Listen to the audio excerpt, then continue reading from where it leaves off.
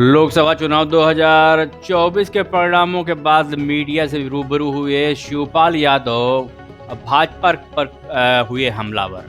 यहां पर मीडिया से बातचीत करने के दौरान लखनऊ में शिवपाल यादव भाजपा पर हमलावर हुए हैं। उन्होंने कहा है कि यूपी की जनता ने भाजपा का अहंकार तोड़ दिया है।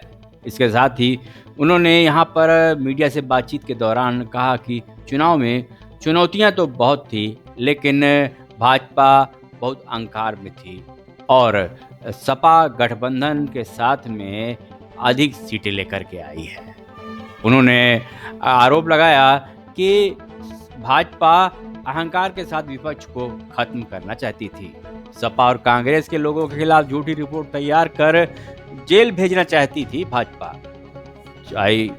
400 पार का नारा देकर के संविधान को भाजपा बदलना चाहती थी। इसके साथ ही यूपी की जनता ने भाजपा के अहंकार को तोड़ दिया है। क्या कुछ कहा है शिवपाल यादव ने मीडिया से बातचीत के दौरान, आइए उन्हीं से सुनते हैं। भैया शांत रहो, सब लोग सवाल ले दीजिए। सबसे पहले सर क्या कहेंगे, जिस तरह से उत्तर प्रदेश का रिजल्ट आया है, ऐतिहासिक रिजल्ट आया है, आप लोगों को भी शायद इसकी उम्मीद कम ही रही होगी, जिस तरह का जनादेश आपको मिला यूपी में, क्या कहेंगे? देखिए, चुनाव में हमारे सामने चुनौतियां तो थी ही, और चुनौतियां इसलिए थी कि भारतीय जनता पार्टी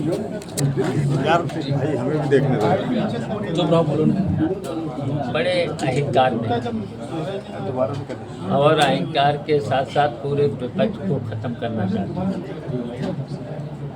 और यहाँ तक कि विपक्ष के लोगों के खिलाफ, यहाँ तक कि एमएलए, एमपी और जितने भी जनता के चुने हुए लोग थे, और ख़ासकर समाजवादी पार्टी और इंडिया गठबंधन के लोगों के खिलाफ झूठी रिपोर्टें लिखा करके जेल में भेजना। और इसी तरीके से चुनाव में भी आपने देखा होगा, हमारे संभल में, बदायूं में प्रशासनिक अधिकारियों के द्वारा और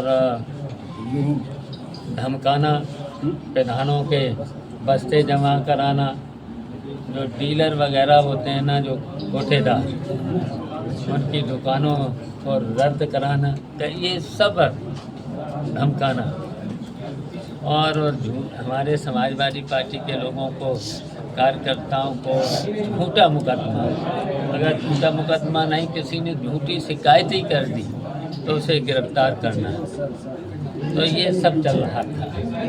इसके बावजूद भी हमारे समाजवादी पार्टी के कार्यकर्ताओं ने और जनता ने तो इसलिए कि उन्होंने नारा दिया था 400 पार, तो इनका मतलब था कि अब संविधान को भी बदलेंगे, लोकतंत्र को ख़त्म करेंगे और फिर तानाशाह बनेंगे।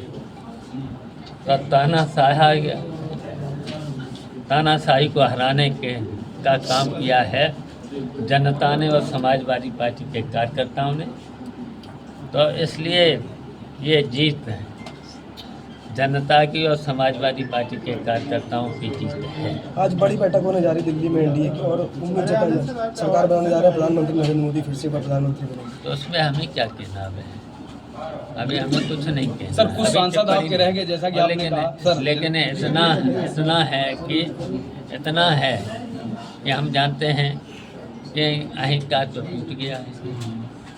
क्या लगता है सरकार आगे चलेगी? समर्थन के साथ में सरकार बनाने जा रहे हैं। अब देखते जाओ। 37 सीटों के साथ अब में सबसे बड़ी पार्टी बन गई है समाजवादी पार्टी, तीसरी सबसे बड़ी पार्टी। कैसे देखते हैं? आज नेताजी होते शायद बेहद खुश होते।